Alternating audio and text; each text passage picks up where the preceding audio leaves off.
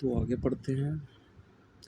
भवन लकड़ी के बनते थे, जैसे भारतीय समाज 7 जातियों में विभक्त था, ठीक है। उसने किसने लिखा? ये इंडिका में लिखा गया है, किसके द्वारा? मैगस्थनीज ने अपनी पुस्तक में लिखा है, ठीक है। तो इसको हम ध्यान रखेंगे।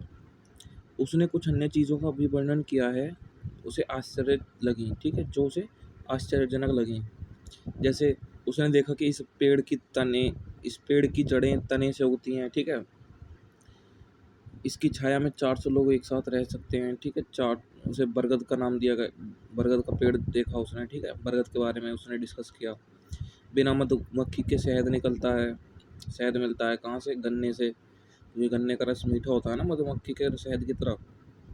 ऊन पेड़ों से उगती है, कपास, ठीक है, कपास के पौधों से ऊन उगती है। पक्षी जो मनुष्य के जैसा बोलता है वो कौन है? तोता। उसने ये सब किताबों में अपनी इंडिका किताब में लिखा, ठीक है, मैगस्थनीज ने। मध्य पाषाण काल का परिचय दीजिए। अब पाषाण काल की बात करते हैं। एक होता है पाषाण काल, ठीक है, जिसमें पत्थरों का, पाषाण काल का मतलब है जिसमें पत्थरों का यूज हुआ, यानी जिसमें उसने पत्थरों की जानकारी लेना प्राप्त किया। किसने? आदि मानव ने, इतिहास में। पाषाण काल तीन तीन कालों में बटा हुआ है। पूरा पाषाण काल, मध्य पाषाण काल और नव पाषाण काल, ठीक है। अभी अपने अपने विशेषताओं के अकॉर्डिंग बटा हुआ है। तो मध्य पाषाण काल पढ़ लेते हैं, क्योंकि इसमें मध्य पाषाण काल की बात हो रही है। मध्य पाषाण काल के औजार उपकरण पुरा पाषाण काल की अपेक्षा आकार में छोटे हो गए, ठीक है। यानी पुरा पाषाण काल के जो औजार थे, यानी पहले के लोग ने जो जैसा पत्थर मिला उसने उसका यूज किया, ऐसे ही, है ना। तो पुरा पाषाण काल था। उसके बाद उसने कुछ नया सीखा, उसने पत्थरों को छोटा कर दिया, काट के छांट के, है ना, नुकीला बनाया, इस तरह से अपने यूज के अकॉर्डिंग बनाया। तो छोटे हो गए वो आकार में। इस समय प्रकृति में अनेक परिवर्तन हुए, जिसका प्रभाव मानव जीवन पर पड़ा, ठीक है। अब इस समय प्रकृति में भी परिवर्तन हुए, उसके जीवन पर प्रभाव पड़ा। किसके जीवन पर? आदि मानव, ठीक है। नई परिस्थिति से तालमेल बैठाने में ही उसने उपकरण छोटे बनाना प्रारंभ किया, ताकि नई स्थितियाँ बनने लगी उसके साथ, नई परिस्थिति के साथ झेलने लगा, लड़ने लगा, है ना। तो उनसे उनसे तालमेल बनाने के लिए उसने क्या किया? उपकरणों को छोटा कर दिया, ठीक है। जलवायु पहले की अपेक्षा गर्म हुई, ठीक है। जहाँ बर्फ थी, फलस्वरूप जहाँ जहाँ बर्फ जमी थी वह पिघल गई, तो जलवायु थोड़ी गर्म होने लगी। पृथ्वी की उर्वरक शक्ति का विकास हुआ। घास एवं वनस्पतियों के मैदान विकसित हुए। घास को खाने वाले छोटे जानवर जैसे हिरण, खरगोश, भेड़, बकरी आदि पैदा हुए। मानव अपने आप उगी घासों को एकत्रित करने लगा, ठीक है। इन घासों में कई आज के अनाजों के पूर्वज थी। ये कह रहे हैं आज के जो अनाज हैं, ठीक है, उनकी क्या है? पूर्वज थी वहाँ पे। पूर्वज थी मतलब जैसे आज की जो अनाज है, जैसे मक्का, गेहूँ, बाजरा, है ना, इनके पूर्वज, यानी कि इसी की वो थी वैरायटी। वही ना, ये कह रहे मानव अपने आप उगी घासों को एकत्रित करने लगा, यानी इसी टाइप की चीज़ें एकत्रित करने लगा, उन्हें खाने लगा, ठीक है। इनका प्रयोग मानव ने अपने भोजन में किया। इस प्रकार अब वह संग्राहक बन गया। संग्राहक मतलब इकट्ठा करने वाला, ठीक है, संग्रहण करने वाला या फिर संग्राहक। उनको इकट्ठा करके रखने लगा, है ना, खाने के लिए। मानव ने इसी समय कुत्ते को पालतू पशु बनाया। कुत्ते को पालतू बनाया, ठीक है। और कुत्ता मानव का प्रथम पालतू पशु है। कुत्ता मानव का प्रथम पालतू पशु है, ये ध्यान रखना, ये क्वेश्चन पूछा जाएगा। तो जब ये कह रहा है इस प्रकार वह संग्राहक बन गया। संग्राहक का मतलब भोजन को इकट्ठा करके, जैसे अब भोजन हमने क्या किया? भोजन पका लिया, यानी कि भोजन इकट्ठा कर लिया। अब उसे हम कल भी खा सकते हैं, परसों भी खा सकते हैं, इस तरह से। लेकिन पुरापाषाण काल में क्या करता था? वो शिकार करता था, है ना। शिकार करता था तो वो क्या करता था? शिकार करने के बाद अब मांस तो उसका खराब हो जाएगा अगले दिन, है ना। तो वो नया नया शिकार करता था हर दिन। भोजन करने के लिए हर दिन उसे नया शिकार करना पड़ता था। लेकिन फिर मध्य पाषाण काल में उसने क्या किया? अपने भोजन को इकट्ठा कर लिया, घासों वगैरह से उसने भोजन किया, और उसको क्या करता था? फिर रख लेता था संभाल के, कल के लिए, परसों के लिए। तो वो संग्राहक भी बन गया। संग्राहक मतलब इकट्ठा करने वाला, इकट्ठा करना सीख गया चीज़ों को। नवपाषाण कालीन मानव जीवन की विशेषताएं बताएं। अब नवपाषाण कालीन की देखते हैं। औजारों की उन्नति। औजारों में उन्नति हुई, मतलब कि उसमें डेवलप हुआ औजारों में। उत्खनन में अनेक स्थानों से सेल्ट, कुल्हाड़ी, एड्स, पॉलिशर, हैमर स्टोन। हैम पॉलिशर उसे बोलते हैं जो चीज़ों को पॉलिश करता है, ठीक है। चमक देता है। हैमर स्टोन, पत्थर का हथौड़ा जिसे बोलते हैं, ठीक है। फैब्रिकेटर, स्लिक स्टोन नामक हथियार प्राप्त हुए।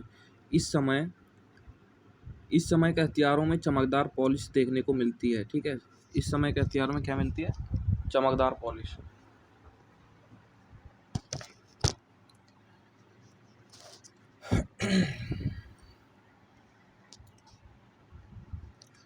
तो कह रहा है फिर, पहले के हथियारों की अपेक्षा यह सुव्यवस्थित और नुकीले, तीखे, सुंदर हैं, ठीक है। कुछ हथियारों में हड्डी एवं लकड़ी की मूठें भी प्राप्त हुई, ठीक है। पहले हड्डी वगैरह, लकड़ी वगैरह मिल गई उसे, तो उसने क्या किया, हथियारों में वही लगा लिया ताकि उसे पकड़ सके आसानी से।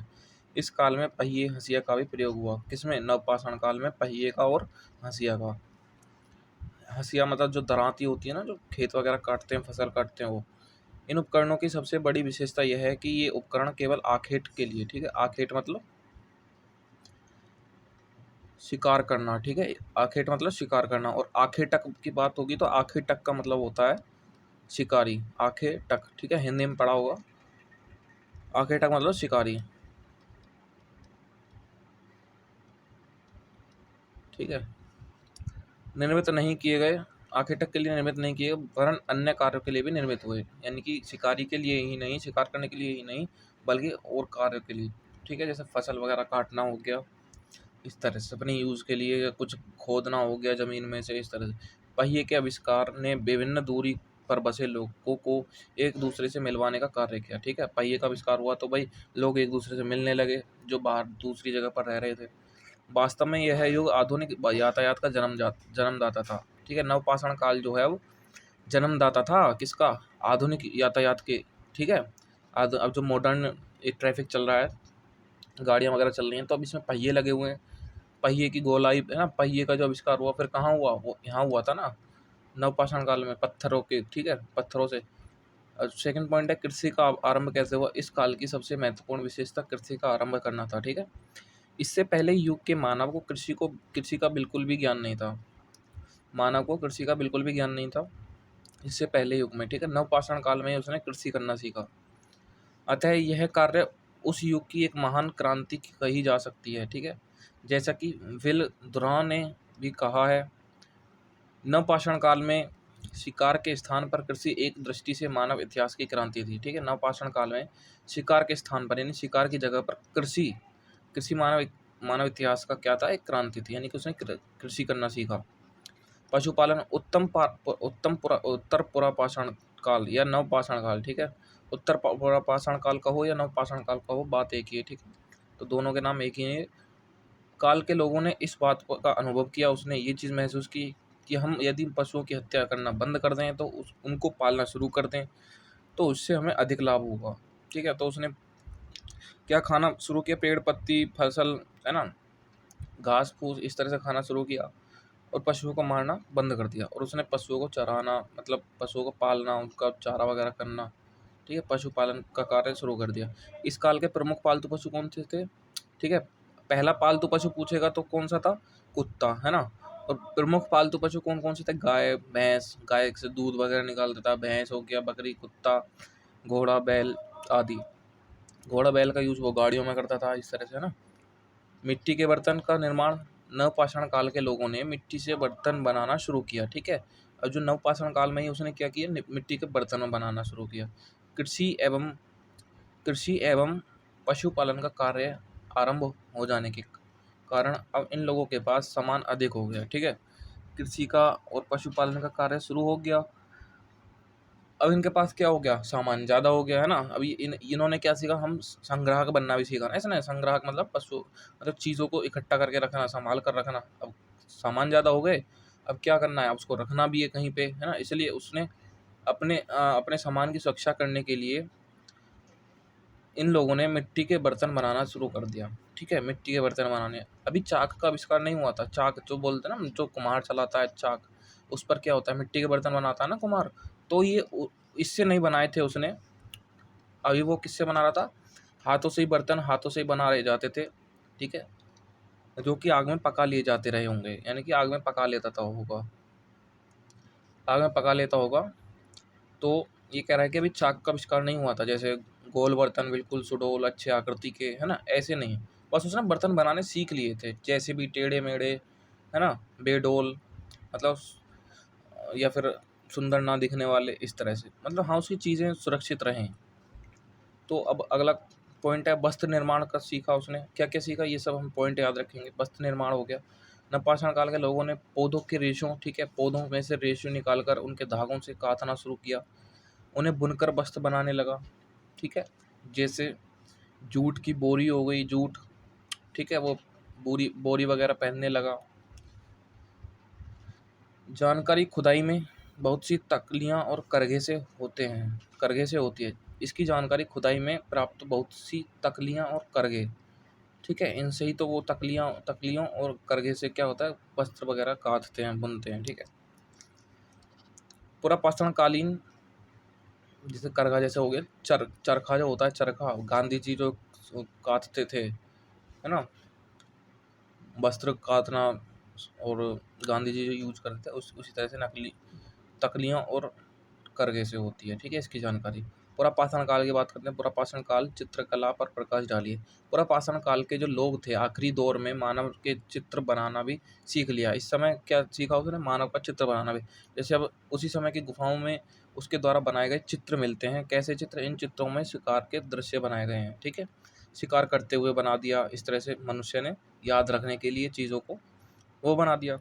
पुरापाषाण काल, मध्यपाषाण काल, नवपाषाण काल के पत्थर के औजारों की विशेषता बतानी है अब यहाँ पे, है ना। पुरापाषाण काल व नवपाषाण काल के औजारों में क्या अंतर थे, अंतर बता दो, या फिर क्या विशेषता बता दो। मतलब बात वही है ना, अब हम इसकी अलग विशेषता बताएंगे, इसकी अलग विशेषता बताएंगे, तो अंतर ही तो बता रहे हैं।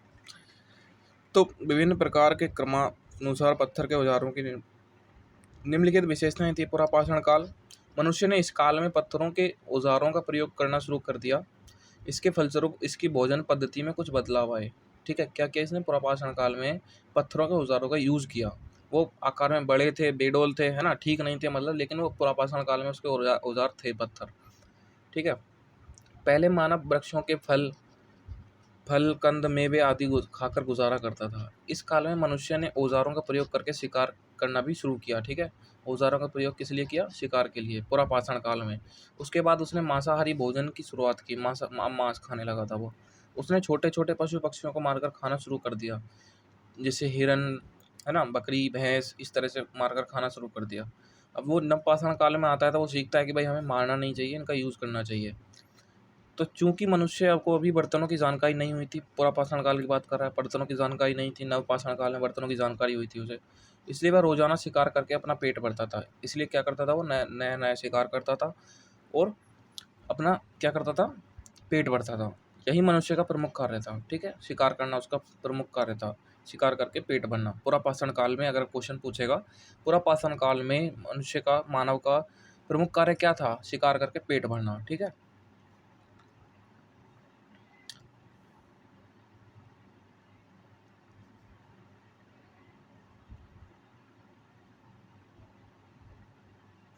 मध्यपाषाण काल की बात करते हैं। मध्यपाषाण काल, इस काल में औजार पहले की अपेक्षा अधिक उन्नत थे। अब देखो पुरानी चीज़ है तो थोड़े अब जो नए बनेंगे, कैसे बनेंगे, थोड़े अच्छे भी बनेंगे ना, समझदारी से जो चीज़ उसने बनाई फिर परिष्कृत हो गए थे।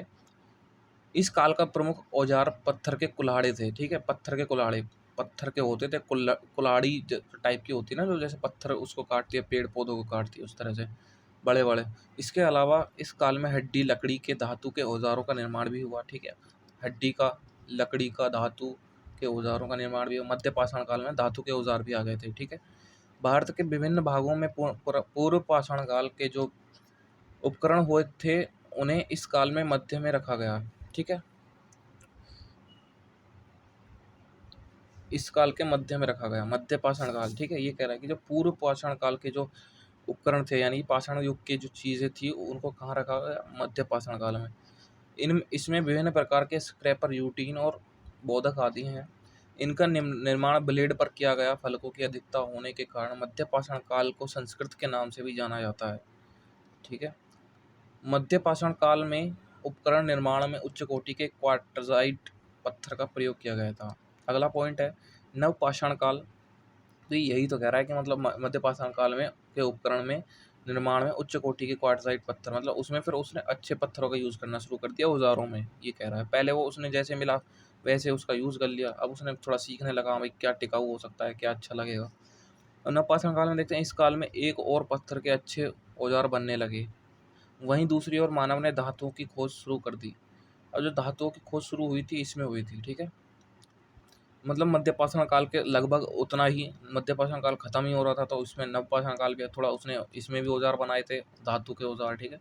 उसके बाद उसने नवपाषाण काल की जैसे औजार, मान लो एक दो धातु मिल गई उसे, अब उसने क्या किया ऐसी चीज़ें और भी मिलनी चाहिए, तो यहाँ पर उसने क्या किया धातुओं की खोज भी शुरू कर दी। तो धातुओं के औजार बनाना और उन्हें खेतों में प्रयुक्त करना शुरू कर दिया। ऐसा माना जाता है कि धातु सर्वप्रथम सोने की खोज हुई। धातु में सर्वप्रथम यानी कि जो सबसे पहले धातु में किसकी खोज हुई, सोने की। मानव ने क्या खोजा, सोना। इसके बाद तांबा, रांगा और जस्ते की खोज हुई। जस्ता और तांबा को मिलाकर पीतल बन गया, ठीक है। पीतल बनाया गया, जस्ता और तांबा को मिलाकर पीतल बन गया। यही एक, इसको कांस्य भी बोलते हैं पीतल को, यही एक काल की महान उपलब्धि थी। क्या थी कि उसने क्या बनाया, जस्ता और तांबे को मिलाकर पीतल बना दिया। और क्या, धातु में सर्वप्रथम सोने की खोज की और बाकी चीज़ों की खोज की। धातु का प्रमुख आभूषण तथा बर्तन निर्माण में किया गया। धातुओं का प्रयोग किस में किया गया, उसके आभूषण वगैरह ज्वेलरी वगैरह बनाने में, ठीक है। अब वो धातुओं को पहनने लगा जब चीज़ें चमकती थी, सोना चांदी ये सब, तो उसने क्या बनाना शुरू कर दिया, धातुओं का आभूषण, नवपाषाण काल में, ठीक है। धातु काल का परिचय दीजिए। धातु काल, धातु काल मतलब जिसमें मेटल्स का यूज हुआ है, ठीक है, जिसमें जो अभी हमने पढ़ा है। नवपाषाण काल का अंत होते होते पत्थर के साथ साथ धातुओं का प्रयोग शुरू हो गया। धातुओं में सबसे पहले तांबे का प्रयोग हुआ, जिसके कारण इस युग को ताम्रपाषाण युग कहा गया। देखो सबसे पहले जो खोज हुई उसने क्या किया, सोने की खोज की, लेकिन जो यूज हुआ धातु काल में सबसे पहले उसने तांबे का यूज किया, जिसके कारण इसे ताम्रपाषाण युग भी कहा जाता है। ताम्र मतलब तांबा, पाषाण मतलब पत्थर, ठीक है, पाषाण का मतलब पत्थर। तो इसे क्या कहा गया, धातु काल को ताम्रपाषाण काल भी इस युग को कहा गया, ठीक है। सबसे पहले मानव ने तांबे की खानों का पता लगाकर, मानव ने क्या, तांबे की खान निकाली, ठीक है, पता लगाया, उससे तांबा खोदकर निकालना शुरू किया, उच्च ताप पर तांबे को पिघलाना शुरू किया सांचे की सहायता से। सांचा ये होता है, ठीक है, जैसे उसे डाइस बोलते हैं ना, डाइस। तो उसमें उस चीज़ को उसका धातु द्रव डाल देते हैं। धातु द्रव मतलब उसका लिक्विड, मेटल लिक्विड गर्म करके लिक्विड बनता है ना उसका, धातु का। तो उसका क्या करते हैं फिर उसमें डाल देते हैं, जैसे हमें बर्तन का आकार लेना है किसी चीज़ का, उस डाई में डाल देते हैं तो किसका आकार ले लेता है, वो वैसा ही ढांचा बन जाता है उसका, ठीक है। तो धातु द्रव को विविध रूप देना भी शुरू कर दिया, विभिन्न रूप भी, ठीक है। विविध रूप मतलब विभिन्न रूप धातु काल में। यह मानव विकास की एक और महत्वपूर्ण खोज थी। धीरे धीरे मानव ने तांबे जस्ते को मिलाकर धातु का मिश्रित धातु कांसा बनाना शुरू सीख लिया, ठीक है। तांबे और जस्ते को मिलाकर कांसा बनाना सीख लिया, पीतल ही बनता है, ठीक है। पीतल और कांसा एक ही चीज़ है, कांस्य भी बोलते हैं इसे। मानव जीवन उसकी प्रगति एवं संघर्ष की कहानी है। मानव जीवन ने अब देखो प्रगति की है, मानव जीवन एवं संघर्ष की कहानी, इसलिए कहते हैं हमें इतिहास पढ़ना चाहिए। प्रारंभिक मानव ने अपनी समस्याओं से जूझते हुए अपने को जीवित रखा, अपनी उन्नति की और अपने को सभ्य बनाया, ठीक है। सभ्य मतलब उसने सिविलाइज्ड बनाया, कैसे हमें रहना है, कैसे हमें खाना है, ठीक है। प्रागैतिहासिक काल, अगला क्वेश्चन है, प्रागैतिहासिक काल और ऐतिहासिक काल में अंतर लिखिए। प्रागैतिहासिक काल और ऐतिहासिक काल का अंतर निम्न शीर्षकों के आधार पर स्पष्ट किया जा सकता है, ठीक है। अर्थ संबंधी अंतर, प्रागैतिहासिक काल प्राक ऐतिहासिक से बना है, जिसका काल की जानकारी के लिए कोई लिखित प्रामाणिक साधन उपलब्ध नहीं है। कह रहा है कि उस काल में या फिर वह काल, इतिहास का वह काल जिसमें कोई लिखित या प्रामाणिक साधन उपलब्ध नहीं है, जिसमें जिसकी हम कोई जानकारी प्राप्त नहीं कर सकते हैं, उसको क्या कहा गया है, प्रागैतिहासिक काल। मान लो कि अगर ऐतिहासिक काल यहाँ से शुरू है, यहाँ पर चीज़ें मिल रही हैं, हम खोज सकते हैं कि हाँ भाई उन लोगों ने क्या क्या खोजा है। अब इससे पहले भी तो कोई काल रहा होगा, इससे पहले भी तो लोग जिए होंगे। मान लिया जाए कि यहाँ पर लोगों का जन्म हुआ, ठीक है। अब लोगों का भी तो जन्म किसी चीज़ से हुआ होगा, उनको भी तो जन्म किसी ने दिया होगा। उससे पहले के जो मानव थे, जिसके बारे में कोई साक्ष्य प्राप्त नहीं है, प्रमाणित लिखित कोई कुछ चीज़ नहीं मिली है, कोई ना तो प्रमाणित मिला है ना लिखित मिला है, तो इसको क्या बोला गया, प्राग ऐतिहासिक काल, ठीक है। प्रागैतिक प्रागैतिहासिक काल, ठीक है, प्रागैतिहासिक काल, इसको क्या बोला गया? प्रागैतिहासिक काल। उसको क्या बोला गया? ऐतिहासिक काल, जिसमें हमें लिखित मिलता है, कुछ साक्ष्य मिलते हैं, कुछ प्रमाण मिलते हैं, कुछ भी मिलता है, ठीक है?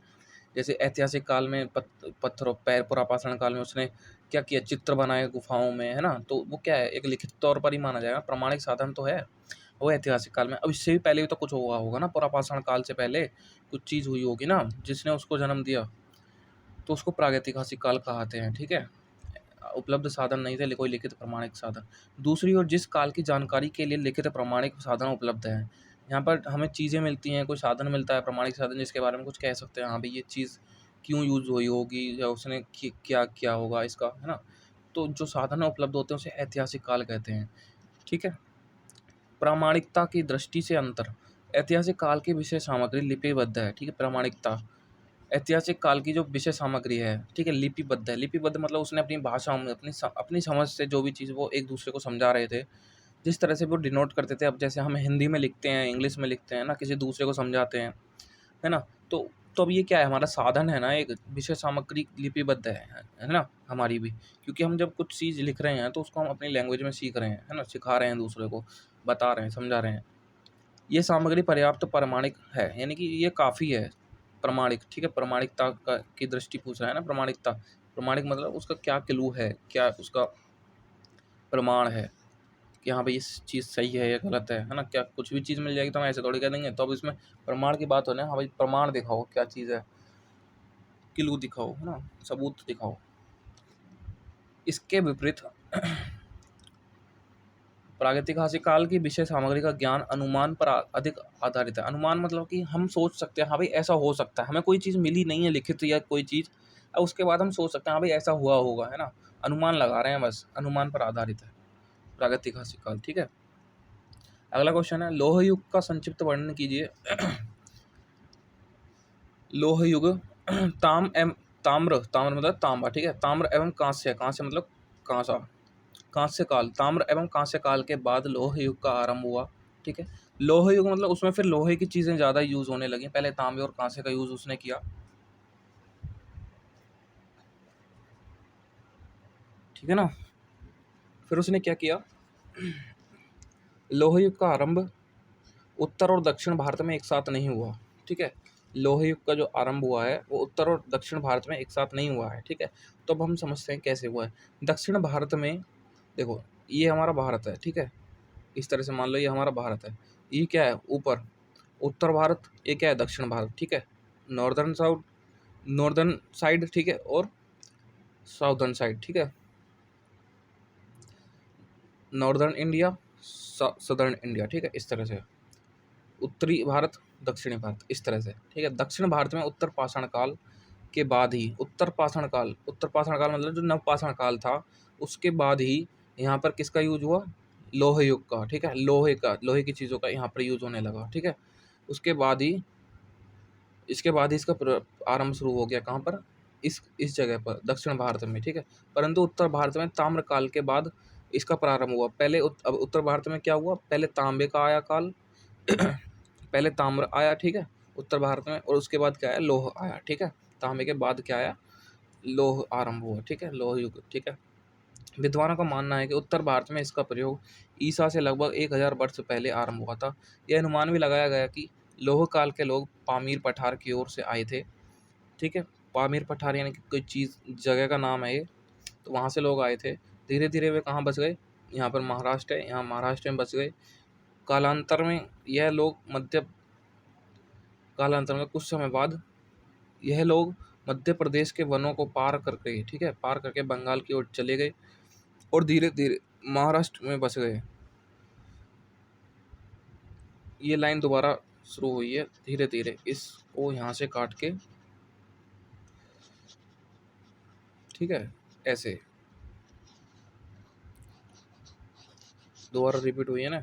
और धीरे धीरे महाराष्ट्र में बस गए। कालांतर में यह लोग मध्य प्रदेश के वनों को पार करके कहाँ चले गए? बंगाल चले गए, ठीक है? यहाँ से कहाँ चले गए? बंगाल, महाराष्ट्र से एमपी के वनों को पार करके मध्य प्रदेश। लौह से मनुष्य, अब देखो ये जो लोकेशन के हिसाब से बता रहे हैं ना हम, उसको बंगाल है और महाराष्ट्र, एमपी, अब हम ये नाम रखे हुए हैं, है ना? लेकिन मानव जो है तब कोई नाम नहीं था इस सब का, है ना, जगह का नाम नहीं था तब। उन्हें क्या पता भाई क्या चीज़ है क्या नहीं, ये तो हम लोगों ने रखे हैं नाम। लोहे से मनुष्य के जीवन का वैज्ञानिक विकास प्रारंभ हो गया। लोहे से क्या हुआ, मनुष्य के जीवन का वैज्ञानिक विकास, उसने फिर साइंटिफिक चीज़ें मतलब वैज्ञानिक तौर पर चीज़ें करने लगा वो। उसके जीवन में बहुत बड़ी क्रांतिकारी परिवर्तन होने लगे, मनुष्य के जीवन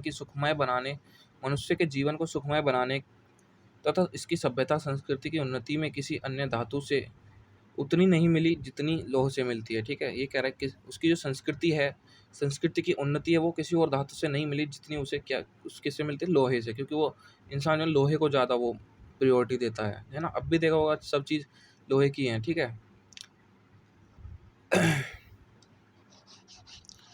अब चलते हैं आगे। क्वेश्चन अगला, सिंधु घाटी की सभ्यता की आर्थिक, धार्मिक, नागरिक व्यवस्थाओं के विषय में 3-3 पंक्तियाँ लिखें। आर्थिक दशा, कृषि, गेहूँ, कृषि में क्या किया उसने, गेहूँ, जौ, कपास, रई, मटर, खजूर, अनार आदि की खेती की। पशुपालन में उसने क्या किया, कृषि के बाद उसने पशुपालन सिंधु वासियों का प्रमुख पेशा था, ठीक है? सिंधु घाटी की पूछ रहा है ना। ये लोग बैल, ऊँट, भैंस, भेड़, बकरी, गाय, सूअर, हाथी, कुत्ते आदि पालन करते थे, ठीक है? आदि पालते थे। व्यवसाय में क्या किया उसने, अस्त्र शस्त्र मतलब हथियारों का यूज़ किया, या फिर उसको बनाना, हथियारों को बनाना शुरू किया, ठीक है? अस्त्र शस्त्र, पात्र मतलब बर्तन, पात्र को बोलते हैं। वस्त्र मतलब कपड़े, आभूषण, बढ़ई, शिल्प, शिल्प मतलब उसके आर्ट वगैरह जो भी है, उसने कला वगैरह जैसे चित्रकारी वगैरह, ठीक है? स्किल वगैरह अपना दिखाया। संबंधी व्यवसाय प्रचलन में थे, सिंधु वासियों के विदेशों से व्यापारिक संबंध थे। नापतोल के साधन, नापतोल के लिए सीपी के टुकड़े, बाँटों का प्रयोग किया गया। सीपी मतलब जो सीप होते हैं ना, सीप, मोती जो निकलते हैं सीप वाले, उसके टुकड़ों को यूज़ किया हुआ। सीपी शायद ये उसी की बात कर रहा है। बाँटों का, ठीक है? बाँट मतलब जैसे बाँट होते हैं तौलने के लिए। धार्मिक दशा, मातृ देवी की उपासना, धार्मिक की दशा क्या थी अब उनकी, मातृ देवी की उपासना, मातृ देवी मतलब माता थी, ठीक है? माता देवी, उसकी पूजा पूजा करते थे, जिसका नाम मातृ देवी था, उसकी पूजा करते थे। शिव की उपासना, उपासना मतलब पूजा, ठीक है? शिव की पूजा करते। लिंग एवं योग, लिंग तथा योनि की उपासना, वृक्ष तथा पशुओं की उपासना, वृक्षों में पीपल, महुआ, तुलसी, पशुओं, ठीक है? अभी तो हम ये सब का यूज़ करते हैं, मतलब उपासना करते हैं, इनकी पूजा करते हैं। पशुओं में कुबड़ वाला बैल, सांप की उपासना भी की जाती है थी, ठीक है? नगरीय व्यवस्था कैसी थी, सिंधु सभ्यता को नगरीय सभ्यता कहा जाता है क्योंकि यहाँ के नगरों का निर्माण सुनियोजित ढंग से किया गया था, ठीक है? अच्छे तरीके से ढंग से किया गया था। इसकी सड़कें चौड़ी थी, लंबी थी, ठीक है? और एक दूसरे को समकोण पर काटती थी। समकोण मतलब ऐसे, समकोण यही तो होता है समकोण, 90 डिग्री का एंगल जो बनाता है। सड़कें ऐसी थी, ऐसे ऐसे ऐसे, कोई ऐसे जा रही है, ऐसे, मतलब टेढ़ी मेढ़ी नहीं थी, आड़ी टेढ़ी तिरछी नहीं थी, ठीक है? ये कहने का मतलब है। नगर आधुनिक व्यावसायिक शैली पर निर्मित था, ठीक है? जैसे अब आधुनिक व्यावसायिक शैली है उस तरह से निर्मित था। भवन निर्माण, भवन निर्माण कैसा था, सड़कों तथा गलियों के दोनों ओर भवनों का निर्माण, जैसे अब आजकल के घर होते हैं, ठीक है? एक पंक्ति में कच्ची पक्की ईंटों के द्वारा बनाए किया गया था, ठीक है? कच्ची और पक्की ईंटें भी इसी में यूज़ हुई हैं, ठीक है? जो पक्की ईंटों की जो घर मकान बनते हैं अब, ठीक है? वो सब कहाँ से हमने सीखा, नगर से, ठीक है? सिंधु सभ्यता नगर से, ठीक है? भवन में रसोई घर, स्नानघर, आंगन तथा शौचालयों का निर्माण किया जाता था। सार्वजनिक स्नानागार था, ठीक है? उत्खनन, उसके जो भवन होते थे उसमें क्या होता था, रसोई घर है, किचन है, स्नानघर है, बाथरूम है ना? इस तरह से टॉयलेट है, आंगन है, इस तरह से ये सब थे, उसके भवन निर्माण है। उत्खनन में उत्खनन के मोहनजोदड़ो से सर्वाधिक विशाल सार्वजनिक स्नानागार प्राप्त हुए, ठीक है? अब उस उत्खनन में मतलब जो वो खोदा गया, उत्खनन का मतलब होता है उसको चीज़ की खुदाई करना, ठीक है? जब मोहनजोदड़ो को खोदा गया, ठीक है? तो उसमें क्या मिला, सर्वाधिक विशाल सार्वजनिक, यानी कि सबसे बड़े-बड़े पब्लिक बाथ, ठीक है? ग्रेट ग्रेट बाथ प्राप्त हुए। सार्वजनिक मतलब पब्लिक। विश्व को सिंधु सभ्यता की देन है। अब विश्व को क्या देन है, ठीक है? इस सभ्यता के अनेक पक्ष हम वर्तमान में भी देख सकते हैं, जैसे हम आज पक्की ईंटों का से विशाल इमारत बना रहे हैं, ठीक है? अब वो सिंधु सभ्यता से ही तो था, तो उसने अपने घर वगैरह बनाए, उसने पक्की ईंटों से बनाए, कच्ची ईंटों से बनाए, है ना? तो ये सब क्या है, इसी की तो देन है विश्व को। ये कह रहा है विश्व को, हम संसार को, दुनिया को सिंधु सभ्यता से क्या मिला है।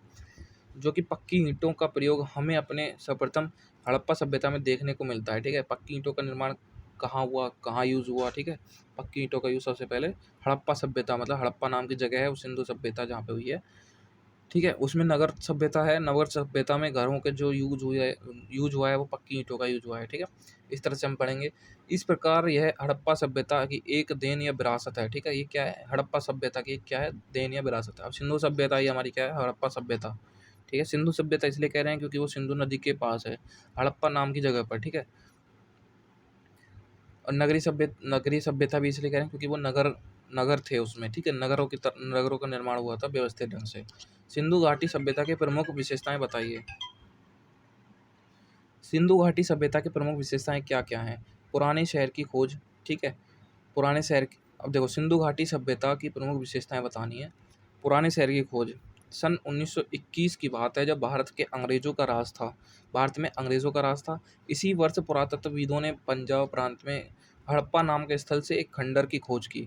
इस खंडर के अवशेषों के अध्ययन से पुरातत्वविदों को ज्ञात हुआ। ठीक है, अब उन्होंने क्या किया, 1921 में किसने, जब अंग्रेज़ों का राज था, तो पुरातत्वविदों ने एक खंडर की खोज की, उस खंडर की खुदाई हुई। ठीक है, इस खंडर के अवशेषों के अध्ययन से, अवशेष मतलब जो है वहाँ पर खंडर में जो चीज़ें मिली हैं, उसके पुरातत्वविदों को ज्ञात हुआ कि यह एक नगरीय सभ्यता के अवशेष हैं। ठीक है, किसके बारे में बताइए, सिंधु घाटी सभ्यता के बारे में। नगरीय सभ्यता पता चली हमें। इसी प्रकार सिंध प्रांत में एक और गाँव मिला जिसको लोग मोहनजोदड़ो कहते थे। ठीक है, सिंध प्रांत में, सिंध राज्य में, सिंध प्रांत में, सिंध जगह पर, ठीक है, क्या मिला, एक और गाँव मिला जिसे लोग क्या कहते हैं, क्या कहते थे, मोहनजोदड़ो। ठीक है, मोहनजोदड़ो का अर्थ है, मोहनजोदड़ो का मतलब क्या है, मृतक का टीला। ठीक है, या फिर मृतकों का टीला, मृतकों का टीला या मृतक का टीला। तो ठीक है, अब इसको याद रखना, क्वेश्चन आएगा या आ सकता है। ठीक है, आता भी है, पूछता भी है क्वेश्चन। मोहनजोदड़ो का मतलब क्या है, या मोहनजोदड़ो का क्या अर्थ है, क्या तात्पर्य है, इस तरह से ना, मृतकों का टीला कह देंगे। यहाँ से नगरीय सभ्यता के अवशेष प्राप्त हुए, क्योंकि ये अवशेष सिंधु घाटी में प्राप्त हुए थे। ठीक है, यहाँ से क्या प्राप्त हुए हमें, सिंधु घाटी में नगरीय सभ्यता के अवशेष प्राप्त हुए। हमें पता चला कि हाँ भाई, यहाँ की नगरीय व्यवस्था व्यवस्था कैसी थी, नगरीय थी। ठीक है, इसलिए इस सभ्यता को सिंधु नदी घाटी सभ्यता कहते हैं, क्योंकि ये कहाँ पर थी, सिंधु नदी के पास। ठीक है, सिंधु घाटी में थी। हड़प्पा नामक स्थल से इस संस्कृति के अवशेष सबसे पहले मिले थे। ठीक है, अब इस हड़प्पा नामक जगह पर क्या मिले, क्या मिले थे, संस्कृति के अवशेष मिले थे, सबसे पहले मिले थे, इसलिए इसे हड़प्पा संस्कृति भी कहते हैं। ठीक है, हड़प्पा संस्कृति भी। पुरातत्वविदों ने इन स्थलों की विस्तृत, यानी कि बहुत बड़े तरीके से खुदाई की। नीचे दबा हुआ पूरा का पूरा शहर निकल आया। ठीक है, लोग नीचे उतरकर उसकी गलियों में घूमने लगे। उन्होंने देखा कि घरों में उतरने के लिए सीढ़ियाँ बनी हैं, मानो आज के घर हों। ठीक है, जैसे आज के घर हों। शहरों के बीच बनी चौड़ी सड़कें ऐसी हैं जैसे आज शहरों में बनती हैं। सड़कें कैसी थी, आज के शहरों की तरह। ठीक है, चौड़ी थी। इतना बड़ा शहर है, यहाँ कितने लोग रहे होंगे, अब वो सोच रहे थे कि यहाँ कितने लोग रहे होंगे। जब खोजबीन की गई तो पता चला कि यह दबा हुआ शहर बहुत ही पुराना है। अब शहर दबा हुआ है तो वो क्या हुआ है, बहुत ही पुराना है, उन्हें पता चला। उन्होंने क्या किया, स्टडी की इस बात पर।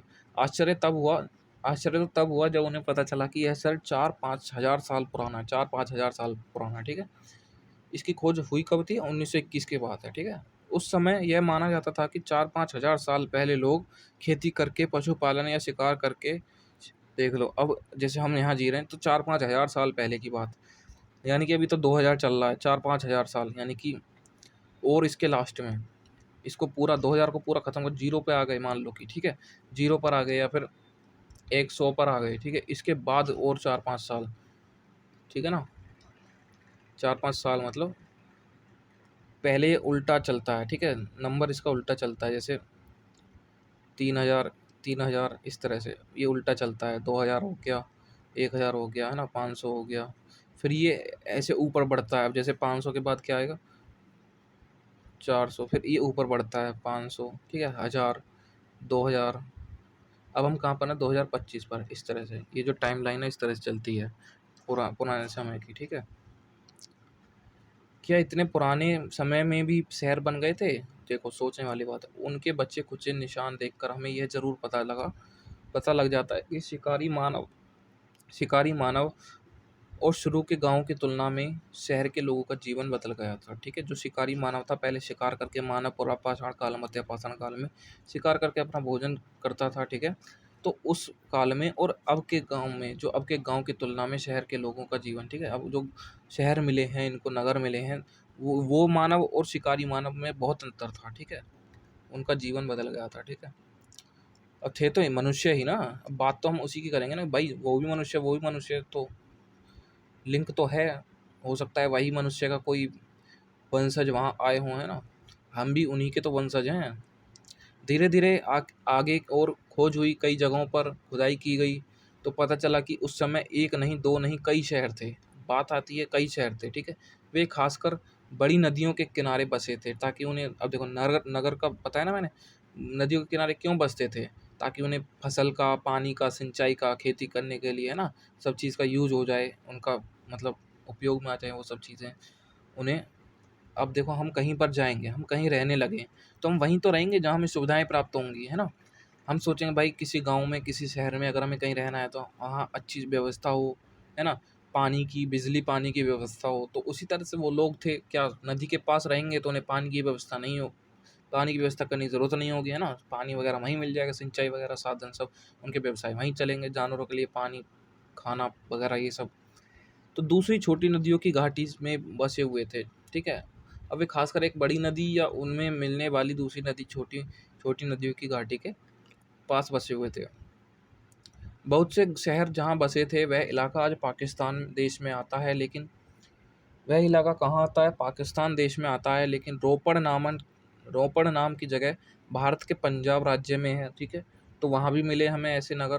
कालीबंगा भारत के राजस्थान राज्य में है, लोथल भारत के गुजरात राज्य में। तो ये सब क्या है? शहर बताए गए हैं। बहुत से शहर जो हैं, जैसे कालीबंगा, ये खुदाई हुई थी इनकी, तो पता चला हमें, ठीक है? सिंधु घाटी के शहरों की इमारतें कैसी थी? खुदाई खुदाई करने पर शहरों में कई तरह की बड़ी बड़ी इमारतें मिली, जो आयताकार, ठीक है? इमारतें कैसी थी? आयताकार थीं।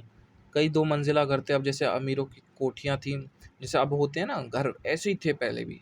देखो 4-5 हज़ार साल पहले की बात, मायने रखती है ये चीज़ें। गरीब कारीगरों के छोटे-छोटे घर थे, अब देखो गरीब जो लोग होंगे वो छोटे-छोटे घर होंगे, और उसमें क्या प्राप्त हुई? ये सब हमें जानकारी मिली, ठीक है? ऐसे जो नगर बसे हुए थे वहाँ पे, उन नगरों से हमें ये प्राप्त हुआ जानकारी। शहर की सड़कें गाँव की गलियों की तरह टेढ़ी-मेढ़ी नहीं थीं, ठीक है? गाँव की गलियाँ ऐसी होती हैं, टेढ़ी-मेढ़ी होती हैं, अब शहर की सड़कें कैसी होती हैं? सीधी-सीधी होती हैं, है ना? बिल्कुल सीधी थीं, पूरा शहर जाल के जैसे व्यवस्थित था। अब हम ऐसे करेंगे, ऐसे कुछ बना देंगे व्यवस्थित ढंग से, है ना? तो जाल बन जाएगा ना ये। तो कैसा था? जाल के जैसा व्यवस्थित था। सड़कों के किनारे पक्की नालियाँ बनी थीं। सड़कों के किनारे कैसी पक्की नालियाँ बनी हुई थी। हर घर की नाली बड़े नालों से मिल जाती थी। अब जैसे आजकल का जैसा है ना दौर, वैसा ही था उस टाइम पे, सेम टू सेम। तो वही चीज़ हमें विशेषताएं बतानी है इसमें, वही चीज़ बता रहा है। सिंधु घाटी के शहरों की खुदाई में पक्के घरों के अलावा बड़े बड़े गोदाम मिले, ठीक है? आसपास के गांव से अनाज एकत्रित करके उन्हें गोदामों में रखा जा रहा होगा, ठीक है? रखा जाता रहा होगा। बड़े बड़े गोदाम भी मिले हैं वहाँ पर। तो हमने क्या अनुमान लगाया कि भाई इस गोदामों में क्या रखा गया? अनाजों को भरकर रखा होगा, स्टोर करके रखा होगा।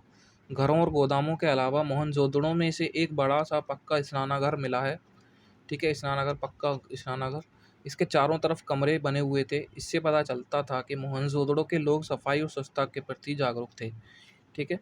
चारों तरफ कमरे थे और वो साफ सफाई का भी ध्यान रखते थे, ठीक है? कांसा, अब कांसे की क्या बात होती है? कांसा तांबा और जस्ता को मिलाकर बनाई गई धातु है, क्या? कांसा, ठीक है? जिसे हम पीतल भी कहते हैं। आश्चर्य की बात यह है कि धातु की चीज़ें बनाने के साथ साथ लोग पत्थर के औजार भी बनाया करते थे। इसका कारण शायद यह था कि तांबा व कांसा जैसी धातुएं पत्थर की तुलना में बहुत अधिक मजबूत नहीं थी। अब देखो तांबा और कांसा ज़्यादा मजबूत नहीं होते, पत्थर ज़्यादा मजबूत होते, तो उन्होंने क्या किया, उन धातुओं के साथ साथ उन्होंने पत्थरों के भी औजार बनाए थे, क्योंकि टिकाऊ और मजबूत होते थे। यह धातुएँ हर जगह आसानी से मिल नहीं पाती थी, लेकिन पत्थर आसानी से मिल पाते थे। इसलिए लोग कई औज़ार पहले ही त पत्थर पहले की तरह पत्थर से ही बनाते थे, ठीक है? बनाते रहे पहले की तरह, यानी कि ये जो अब सिंधु घाटी की बता रहा है वहाँ की, ठीक है? तो उसने क्या बोला कि पहले की तरह, यानी कि पहले का जो मानव था उसने पत्थर बनाए थे। अब इसी तरह से इन्होंने भी, इन लोगों ने पहले की तरह पत्थर के ही औज़ार बनाए, ठीक है? व्यापार, सिंधु घाटी के नगरों से पत्थर या मिट्टी की बनी चौकोर वस्तुएं मिली, ठीक है? कुछ विद्वान सोचते हैं कि ये वास्तव में व्यापारिक व्यापारियों की मोहरें थी, ठीक है। अब मिट्टी की बनी चौकोर वस्तुएँ, अब कोई ऐसी चीज़ मिली है हमें चौकोर, उस पे कुछ आकृति वगैरह भी होगी तो सोचा होगा इन्होंने कि भाई ये मोहरें हैं, जैसे हमारे पास सिक्के हैं, है ना? सिक्के, मोहरें, कॉइन्स जिसे बोलते हैं, सिक्के, ₹1 का, ₹2 का सिक्का, ₹10 का सिक्के होते हैं ना, तो उन पे क्या है, मोहरें बनी हुई हैं, मोहरें हैं ना वो, उन पे चित्र भी छपे हुए हैं ना।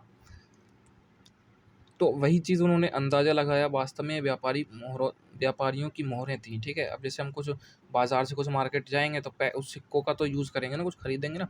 व्यापारी जब एक जगह से दूसरी जगह सामान भेजते थे तो सामान बाँधकर उस पर गीली मिट्टी पर अपनी मोहर से छाप बना देते रहे होंगे, ठीक है। अब जैसे अब उनके पास मोहर थी, ठीक है? मोहर मतलब एक होती है स्टाम्प, ठीक है? स्टाम्प वाली बात कर रहा है। जैसे कोई सामान है, जैसे मैं भेजूँगा, अब मैं उस पे अपना नाम भी तो छापूँगा या ब्रांड छापूँगा। उनको कैसे पता चलेगा हाँ, भई ये मेरी चीज़ है ना? ताकि उनके सामान की पहचान बनी रहे, ठीक है? ताकि कोई जान पाए। तौल और नाप के लिए बटखरे और पैमाने का प्रयोग करते थे, ठीक है? ऐसी मोहरें दूसरे देशों में भी पाई गईं, खासकर मेसोपोटामिया, ठीक है? इराक, मेसोपोटामिया नाम का जगह है इराक में, ठीक है? इराक देश में लगता है कि ऐसी मोहरें कहाँ मिली हमें, इराक में भी। लगता है कि उन दिनों इराक और सिंधु घाटी के शहरों के बीच व्यापार होता था, ठीक है? अब उन्होंने क्या जाना कि हो सकता है कि इस इराक और सिंधु घाटी सभ्यता के शहरों के बीच क्या होता होगा, व्यापार होता होगा, क्योंकि भाई यहाँ के पैसे जब वहाँ मिले हैं या फिर यहाँ की मोहरें वहाँ मिली हैं, है ना? अब हमारे इंडिया की चीज़ें किसी और देश में मिलेंगी, तो हम यही तो सोचेंगे, हाँ, भई हमारा पैसा वहाँ कै क्यों गया होगा? व्यापार करने के तौर पर ही तो गया होगा। ठीक है, व्यापार कोई चीज़ खरीदी होगी, बेची होगी, पैसे का लेन-देन हुआ होगा, है ना? तो ये वही चीज़ कह रहा है। लिखावट, सिंधु घाटी के नगरों से जो मोहरें प्राप्त हुई हैं, उन पर आदमी की आकृतियाँ, ठीक है? लिखावट कैसी है? अब लिखावट के बारे में, सिंधु घाटी के नगरों में जो मोहरें प्राप्त हुई हैं, उसमें आदमियों की आकृतियाँ हैं, कुछ पर जानवरों की, पौधों की और कुछ पर बर्तनों की भूमि का आकृति बनी हुई है, ठीक है? दरअसल यह उस समय की लिखावट है, उनके अक्षर चित्रों जैसे लगते हैं। विद्वान आज भी इस लिखावट को नहीं पढ़ पाए हैं, लेकिन विद्वान इस लिखावट को नहीं पढ़ पाए हैं, इसलिए सिंधु घाटी के बारे में जो कुछ भी बातें हम जानते हैं, वे खुदाई से मिले अवशेषों के आधार पर हैं, ठीक है? देवी-देवता, शायद शायद यह मिट्टी की मूर्ति उन लोगों की देवी की मूर्ति थी। पत्थर के चौकोर पट्टे पर आकृति के सिर पर भैंसे के सींग का चित्र है, ठीक है? उसके चारों ओर कई जानवर बने हैं, यह कोई देवता रहा होगा, ठीक है? चारों ओर जानवर वाला कौन-सा देवता था? पशुपति, ठीक है? शायद सिंधुवासियों से पशुओं का देवता मानकर पूजा करते थे, ठीक है? शहरों का खत्म होना, आज से 4-5 हज़ार साल पहले सिंधु घाटी में नगर बसे हुए थे। यह नगर लगभग 1000 साल तक बने रहे, 1000 साल तक बने रहे बस वो, ठीक है? फिर किसी कारण से उजड़ गए, मिट्टी में दब गए। क्या कारण हो सकता है? बाढ़, भूकंप, महामारी, आक्रमण या आग या फिर आर्यों का आना? ठीक है, अब इनकी ये जो सिंधु सभ्यता खत्म हुई, किस वजह से हुई? आक्रमण हुआ होगा, कुछ भी हुआ होगा, है ना? प्राकृतिक रूप से बाढ़, भूकंप, महामारी, आक्रमण कुछ तो हुआ होगा, है ना? जिससे वो लोग मर गए और वो सब चीज़ दब गई, या फिर आर्यों का आना, या फिर आर्य जब आए थे भारत, आर्य आए थे, शायद इस वजह से, डर से, या उन्होंने मार दिया हो उसे, है ना? कोई हमें पता नहीं चला है, ठीक है? क्या कारण हो सकता है, ठीक है? इस तरह से सिंधु घाटी के नगरों के खत्म होने के बाद कई सौ सालों तक भारत में कोई नगर नहीं बसे। सिंधु घाटी नगरों के खत्म होने के बाद भारत में कोई नगर नहीं बसा कई सौ सालों तक, ठीक है? जब हम हिस्ट्री पढ़ते हैं तो हमें समझ आता है सब कुछ। मिस्र की सभ्यता की प्रमुख विशेषताएं बताएं। मिस्र की सभ्यता की प्रमुख विशेषताएं निम्न प्रकार हैं। सामाजिक जीवन, मिस्र की अब सामाजिक जीवन, मिस्र की सभ्यता, देखो मिस्र देश की जो सभ्यता अभी प्राप्त हुई है, ठीक है? सामाजिक जीवन कैसा था? मिस्र की सभ्यता में, के समाज में उच्च वर्ग, मध्यम वर्ग, निम्न वर्ग तथा दास वर्ग के रूप में 4 वर्ग थे। प्रथम 3 वर्गों का जीवन सुखी संपन्न था, जबकि चतुर्थ वर्ग लोगों का जीवन कष्टमय था, जैसे गरीब, अमीर, इस तरह से। नारी को समाज में सम्मानजनक स्थान प्राप्त था। मातृसत्तात्मक प्रणाली के प्रचलन से स्त्रियां पुरुषों पर शासन करती थीं, ठीक है? स्त्रियां मातृसत्ता, ठीक है? मातृसत्तात्मक प्रणाली के प्रचलन से स्त्रियां पुरुषों पर शासन करती थीं। युद्ध, नृत्य, संगीत, कुश्ती, मातृसत्ता मतलब कि जैसे माता माता मतलब कि माँ मानते हैं ना हम सबको, तो हम उसको रेस्पेक्ट करते हैं, वो हम पे ऑर्डर कर सकती है ना, इस तरह से। अब वो क्या करती थी स्त्रियां, मातृसत्ता मात्र सत्तात्मक प्रणाली के प्रचलन से स्त्रियां क्या पुरुषों पर क्या करती थी, शासन करती थी। लाइक जैसे पुरुषों से बड़ी थी, इस तरह से मान सकते हैं, है ना, शासन करती थी। युद्ध, नृत्य, संगीत, कुश्ती, मछली पकड़ना, उत्सव तथा त्योहार मनाना मिस्र के लोगों के मनोरंजन के साधन थे। शासन व्यवस्था कैसी थी वहाँ की? मिस्र के शासन में सम्राट को सर्वोच्च स्थान प्राप्त था। मिस्र के राजा फ़राओ कहलाते थे, ठीक है। मिस्र देश के जो राजा थे उसको क्या कहते थे? फ़राओ कहते थे, ठीक है। मिस्र के शासन में सम्राट को सर्वोच्च स्थान प्राप्त था। सम्राट मतलब वहाँ का जो राजा और सम्राट होता था, ठीक है। राजा को फ़राओ कहते थे। सम्राट सर्वोच्च सेनापति और प्रमुख न्यायाधीश होता था, ठीक है। अब जो सम्राट सेनापति होता था, ठीक है, राजा का सेनापति, ठीक है, उसमें प्रमुख न्यायाधीश होता था। राजा ही शासन के लिए उच्चाधिकारियों की नियुक्ति कराता था, ठीक है। आर्थिक जीवन कैसा था? मिस्र की सभ्यता के लोगों का जीवन सुखी और संपन्न था। लोगों का प्रधान व्यवसाय कृषि था, ठीक है। नील नदी के उपजाऊ घाटी में गेहूँ, मटर, ज्वार, बाजरा, कपास, अंगूर, जैतून की फसलें उगाई जाती थीं। यहाँ गाय, बैल, भेड़, बकरी, भैंस आदि पशु भी पाले जाते थे। मिस्र के लोग कपड़े बुनने, कागज़ बनाने, आकर्षक वस्तुएं बनाने के उद्योग उन्नत दशा में थे, ठीक है। यहाँ लकड़ी का फर्नीचर, कलमदान, फूलदान, संदूक बनाने के शिल्प उन्नत दशा में थे, यानी कि ये सब चीज़ें मिली थी वहाँ पर। अब वास्तुकला और शिल्पकला की बात करते हैं, ठीक है। वास्तुकला, शिल्पकला। मिस्र की सभ्यता में धर्म से प्रभावित वास्तुकला, वास्तुकला मतलब जैसे टोना टोटका जो हम सोच समझते हैं, और धर्म वगैरह से प्रचलित तांत्रिक वगैरह ये सब होते हैं वास्तुकला, ठीक है। सर्वाधिक विकास हुआ था। पिरामिड, मंदिर, समाधियाँ, भवन मिस्र की वास्तुकला से बेजोड़ नमूने हैं, ठीक है। वास्तुकला के बेजोड़ नमूने हैं ये मंदिर, समाधि, पिरामिड, भवन। पिरामिड भारी भारी पत्थरों के टुकड़े ऊंचाई पर ले जाकर बनाए गए हैं, ठीक है। पिरामिड पिरामिड ऐसा होता था मिस्र देश में, ऐसे देखे होंगे ना पिरामिड, इस तरह से, इस तरह से होते हैं, देखा होगा तुमने फोटो वगैरह में, बुक वगैरह में जाकर बनाए गए, ठीक है। जो बड़े बड़े ऊंचाई पर टुकड़े ले गए भारी भारी को ऊंचाई पर, तो ये पत्थर रखकर बनाए गए, ये पिरामिड कहलाए। ये मिस्र देश में ही पाए जाते हैं, ठीक है। इसके अंदर मम्मी को रखते थे, ठीक है। मम्मी मतलब शव, जो राजा महाराजा का शव होता था उसको उसमें पट्टी में लपेट कर, कपड़े में लपेट कर रखते थे, मम्मी कहते थे, ठीक है। मूवी वगैरह में देखा होगा। इनकी गणना विषय के आश्चर्यजनक स्मारकों में की जाती है, ठीक है। आश्चर्यजनक स्मारक यानी कि इमारत वगैरह हो गया, ठीक है। कोणार्क, लैक्सोर की मंदिर गुहा मंदिरों के सुंदर नमूने हैं, ठीक है। कोणार्क और लैक्सोर की गुहा मंदिरों के सुंदर नमूने हैं। अबू सिम्बल का मंदिर ठोस पहाड़ को 60 मीटर गहरा काटकर बनाया गया था। अबू सिम्बल का जो मंदिर है वो ठोस पहाड़ को काटकर 60 मीटर गहरा बनाया गया था। मिस्र को स्फिंक्स वास्तु वास्तुकला के अद्भुत उदाहरण है, ठीक है। मिस्र को स्फिंक्स मिस्र की स्फिंक्स वास्तुकला के अद्भुत उदाहरण है। इस मूर्ति का शरीर सिर का मनुष्य है। अच्छा, इस मूर्ति का शरीर सिंह और सिर मनुष्य का है। स्फिंक्स स्फिंक्स ठीक है, स्फिंक्स नाम की कोई मूर्ति है, वो कह रहा है वास्तुकला के अद्भुत उदाहरण है। ये जो स्फिंक्स है, ये मूर्ति है, इस मूर्ति का क्या है, शरीर कैसा है, सिंह का है, और सिर कैसा है, मनुष्य का है। तो ये वास्तुकला पर ही निर्भर करेगा ना, उसी के अंदर आता है। उनका निर्माण ठोस चट्टानों को काट कर किया गया है, ठीक है। विज्ञान विज्ञान की बात करते हैं, कैसा साइंस था उनका। मिस्र के लोगों ने विज्ञान के क्षेत्र में बहुत अधिक प्रगति कर ली थी। वैज्ञानिक प्रगति के आधार पर ही उन्होंने कागज़ बनाने की कला, पिरामिडों का निर्माण में दक्षता प्राप्त की, ठीक है। उन्होंने कागज़ बनाना सीख लिया था, उन्होंने कला सीख ली थी। अब बोला जाए कि सबसे पहले कागज़ कहाँ बना था, ठीक है, कागज़ कहाँ बना था, तो वो चीन में बना था, ठीक है। कागज़ का निर्माण कहाँ हुआ था? सबसे पहले चीन में हुआ था, ठीक है। धार्मिक विश्वास कैसा था उनका? मिस्र की सभ्यता के लोग अनेक देवी देवताओं की पूजा करते थे। हॉरर, एटन्स इनके प्रमुख देवता थे। ये लोग पृथ्वी, आकाश देवता और चंद्रमा की उपासना भी करते थे। इनके पिरामिड पुनर्जन्म में इनकी पक्की आस्था के प्रतीक थे, ठीक है। इनके जो पिरामिड थे पुनर्जन्म में इनकी पक्की आस्था के प्रतीक थे। अबू सिम्बल और कोणार्क के मंदिर, ठीक है, इनके पूजा स्थल थे। स्फिंक्स की मूर्ति जो अभी बताई सिंह का शरीर था और सिर मनुष्य का था, मूर्ति कला का उत्कृष्ट नमूना है। ठीक है, वो मूर्ति थी। ठीक है, अगला क्वेश्चन है, मिस्र सभ्यता को नील नदी का वरदान क्यों कहा जाता है? मिस्र सभ्यता को नील नदी का वरदान क्यों कहा जाता है?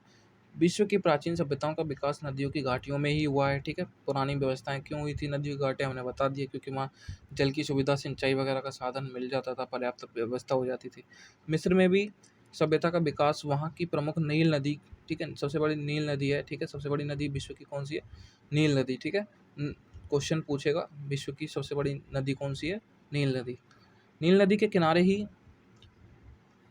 नील नदी के किनारे ही बसा हुआ था मिस्र देश। ठीक है, मिस्र अफ्रीका महाद्वीप के उत्तरी पूर्वी भारत में स्थित है। मिस्र देश कहाँ पर है? अफ्रीका महाद्वीप के उत्तर पूर्वी भाग में स्थित है। मिस्र के उत्तर में भूमध्य सागर, पूर्व में लाल सागर है। ठीक है, मिस्र के उत्तर में क्या है? भूमध्य सागर, और पूर्व में क्या है? लाल सागर है। मिस्र के दक्षिण पश्चिम में रेगिस्तान है। मिस्र के बीच में नील नदी बहती है, जो मिस्र की भूमि को उपजाऊ बनाती है। ठीक है, अब जहाँ पर नदी होगी उसके आसपास की ज़मीन कैसी होगी? उपजाऊ होगी, क्योंकि वहाँ पानी की व्यवस्था होगी। ठीक है, मिस्र में नील नदी का विशेष महत्व है, क्योंकि मिस्र के निवासियों के लिए पीने का योग्य जल यही इसी नदी से उपलब्ध होता है। ठीक है, मिस्र वासियों ने इस नदी से नहरें निकाली।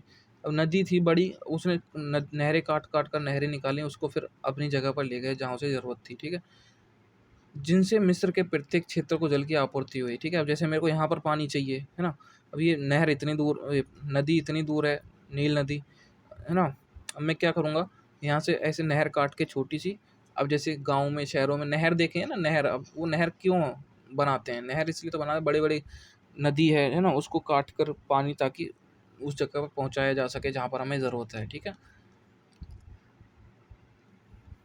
यदि नील नदी मिस्र में ना होती तो मिस्र का सारा क्षेत्र रेगिस्तान हो जाता। देखो, रेगिस्तान कहाँ होगा? जहाँ पानी की कमी होगी, जहाँ पानी नहीं होगा तो वहाँ क्या होगा? रेगिस्तान ही होगा। ठीक है, अतः मिस्र के निवासी नील नदी की पूजा करते थे, क्योंकि अब उसे वरदान मानते थे नील नदी के। ठीक है, अब मिस्र सभ्यता को नील नदी का वरदान क्यों कहा गया है? ठीक है, अतः मिस्र के निवासी नील नदी की पूजा करते थे, इसी कारण मिस्र की नील नदी का वरदान कहा गया है। ठीक है, इसी कारण मिस्र को नील नदी का वरदान कहा गया है। ठीक है,